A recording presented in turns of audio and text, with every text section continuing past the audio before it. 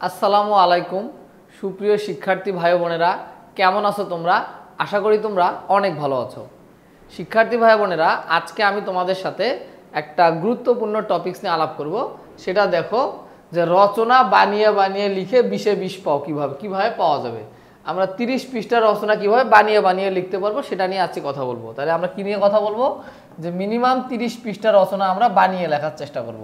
রচনা মুখস্থ না করে কিভাবে বানিয়ে লেখা যায় সেটা নিয়ে আজকে আমরা বিস্তারিত আলোচনা করব। তো চলো আমরা শুরু করি আলোচনাটা। তো যদি দেখি রচনা বানিয়ে লেখার টেকনিক, তো প্রথমে টেকনিক যদি বলি আসলে কি করা উচিত। প্রথমত তুমি আগে 6-7টা রচনা আগে সিলেক্ট করবা, যে পরীক্ষাতে তুমি কোন রচনাগুলো অ্যান্সার করতে চাও। এরকম তুমি আগে কতটা রচনা সিলেক্ট করবা। তোমার ফার্স্ট কাজ হচ্ছে তুমি আগে মিনিমাম 6-7টা রচনায় কি করবা, সিলেক্ট করবা। তো ধরলাম আমি দুই একটা সিলেক্ট করছি, একটা হচ্ছে অধ্যাবসায়, মানব জীবনে বিজ্ঞান অথবা শ্রমের মনোযোগ, আরও চাইলে তুমি অনেকগুলো রচনা কি করতে পারো, সিলেক্ট করতে পারো। তো ইম্পর্টেন্ট দেখে আগে তুমি রচনাগুলো সিলেক্ট করবা, ঠিক আছে? এটা তোমার প্রথম কাজ। তারপরে কি করবা, দ্বিতীয় স্টেপে কি করবা, তুমি পয়েন্ট লিখতে হবে। পয়েন্ট করে লিখতে হবে। রচনায় যত বেশি পয়েন্ট লিখতে পারবা, পয়েন্ট লিখতে হবে মানে কি, রচনায় যত বেশি পয়েন্ট লেখা যাবে তত বেশি মার্ক পাওয়া যাবে, এই কথাটা মাথায় রাখবা। তাহলে প্রথমত কিভাবে চিন্তা করবা, রচনা যদি 20 মার্কের থাকে তাহলে তুমি মিনিমাম 20টা পয়েন্ট দেওয়ার চেষ্টা করবা, 20টা পয়েন্ট দেওয়ার চেষ্টা করবা। তাহলে যত মার্কের রচনা ততটা পয়েন্ট দেওয়ার চেষ্টা করবে, এটা মাথায় রাখবা। তো অনেকে 10-12টা পয়েন্ট দিয়ে দেয়, না ব্যাপারটা তা না। ব্যাপারটা চেষ্টা করবা যে হচ্ছে পয়েন্ট কতগুলো দেওয়া, যত মার্কের রচনা ততগুলো পয়েন্ট দেওয়ার চেষ্টা করবা। এরপরে আরেকটা টেকনিক অবলম্বন করতে পারো, যে শুরুতে পয়েন্টগুলো লিখে দেওয়া। কীরকম, মনে করো সাপোজ এটা একটা পরীক্ষার খাতা, হ্যাঁ ধরলাম এটা একটা পরীক্ষার খাতা, তোমার এটা একটা পরীক্ষার খাতা, এটা পরীক্ষার খাতা।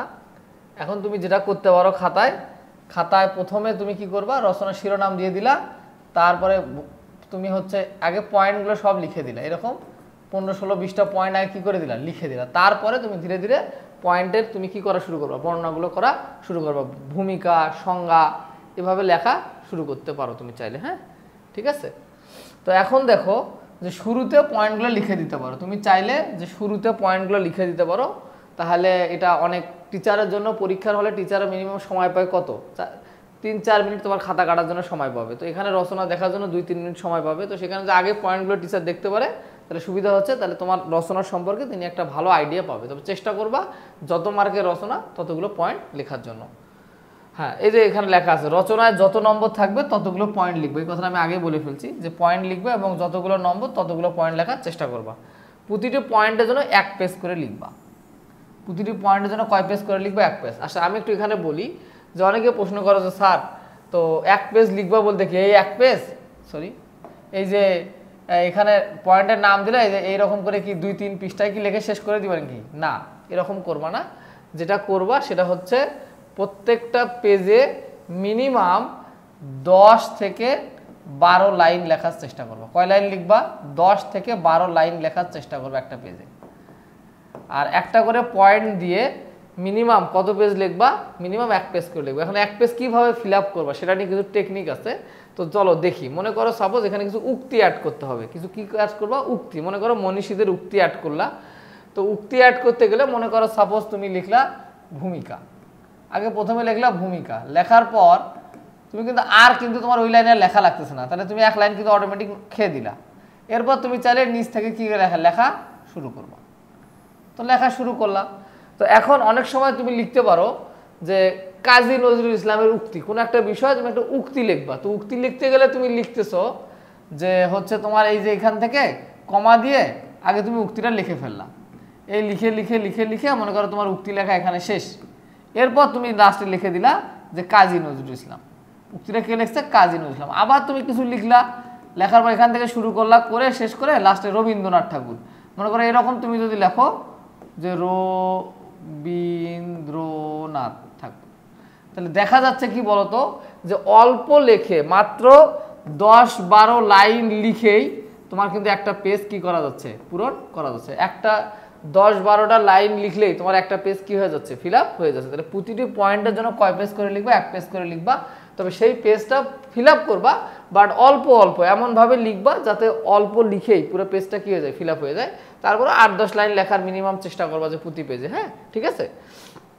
তো এরপরে দেখো রচনার সাইজ কিন্তু ম্যাটার করে, এই কথাটা মাথায় রাখবা, রচনার সাইজ ম্যাটার করে। মানে বুঝাইতে চাইলাম যে 20 মার্কের রচনা মিনিমাম 20 পাতা লিখবে, কারণ বাংলাদেশের শিক্ষা ব্যবস্থা তো চেষ্টা করবা যে 20 পাতার উপরে লেখা। যদি 20 মার্কের রচনা যদি থাকে তাহলে তোমাকে লিখতে হবে মিনিমাম 20 থেকে 22, 23, 24, 25 পাতা লিখবা, বা 30 পাতা লেখার চেষ্টা করবা। তো 30 পৃষ্ঠা লেখার চেষ্টা করো, 30 পাতা না 30 পৃষ্ঠা লেখার চেষ্টা করো। তো সাইজ কিন্তু একটা ম্যাটার, ভালো মার্ক পাওয়ার জন্য 20-এ 20 পাইতে গেলে তোমাকে অবশ্যই সাইজ কিন্তু একটা ম্যাটার করবে, এটা মাথায় রাখবা।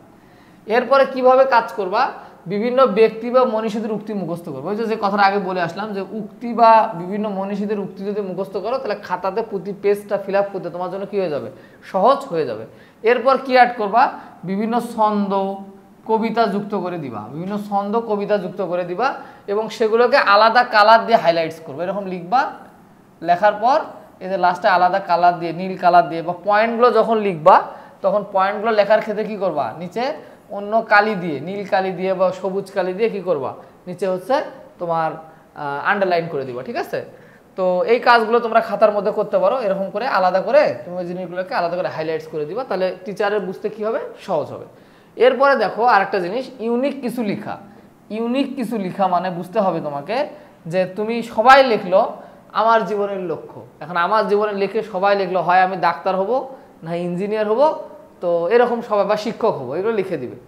তো এখন তুমি লিখলা যে না আমি একজন রিসার্চার হবো বা গবেষক হবো, তো এরকমভাবে তুমি যদি একটু আলাদাভাবে চিন্তা করতে পারো যে না তখন শিক্ষক চিন্তা করবে কিনা, এটা তো একটু আলাদা চিন্তা করো, তখন এটা একটু পড়ে দেখার চেষ্টা করবে, এবং তুমি যদি ভালো লেখো তাহলে ভালো মার্কস পাবা। তাহলে ইউনিক কিছু লেখার চেষ্টা করো, সবাই যা লিখতেছে তার থেকে একটু ডিফারেন্ট কিছু লেখার চেষ্টা করবা, এবং রিসেন্ট ইনফরমেশনগুলো যুক্ত করে দিবা।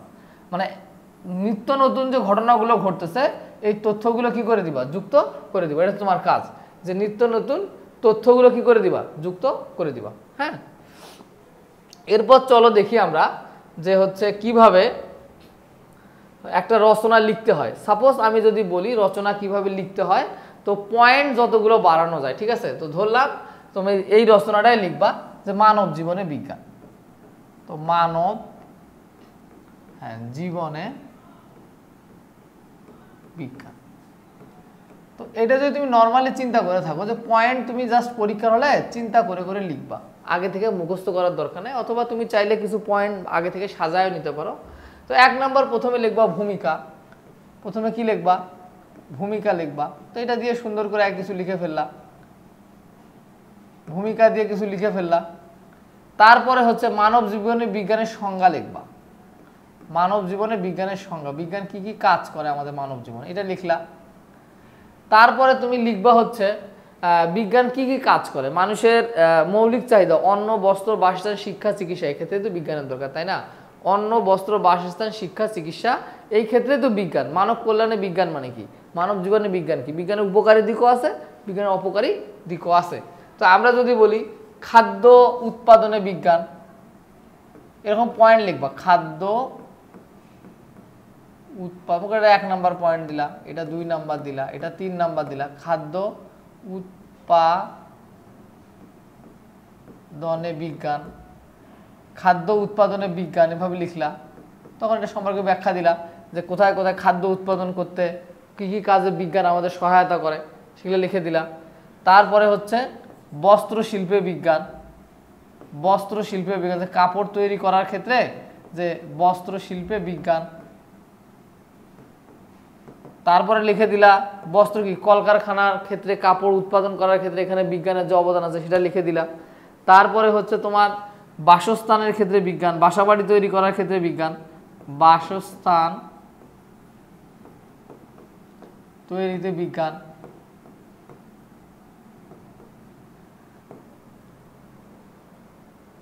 শিক্ষা ক্ষেত্রে বিজ্ঞান, শিক্ষা ক্ষেত্রে আমাদের যে কম্পিউটারের মাধ্যমে আমরা যে লেখাপড়া করতে পারতেছি, তো শিক্ষা ক্ষেত্রে বিজ্ঞান।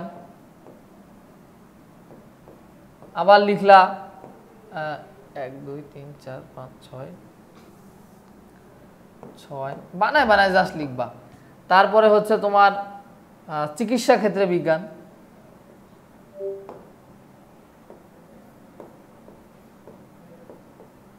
চিকিৎসা ক্ষেত্রে বিজ্ঞান। তারপরে 7, 8 নাম্বার লিখবা যাতায়াত ক্ষেত্রে বিজ্ঞান, যোগাযোগের ক্ষেত্রে বিজ্ঞান মানে যাতায়াত ক্ষেত্রে বিজ্ঞান, গাড়ি কলকারখানা যাতায়াত ক্ষেত্রে বিজ্ঞান, এভাবে লিখবা। তারপর 9 নাম্বারে লিখবা হচ্ছে তোমার এইভাবে চিন্তা করে করে লিখতে হবে আর কি, হ্যাঁ, যে যাতায়াত ক্ষেত্রে বিজ্ঞান, যোগাযোগের ক্ষেত্রে এভাবে চিন্তা করতে থাকবো আস্তে আস্তে। হ্যাঁ,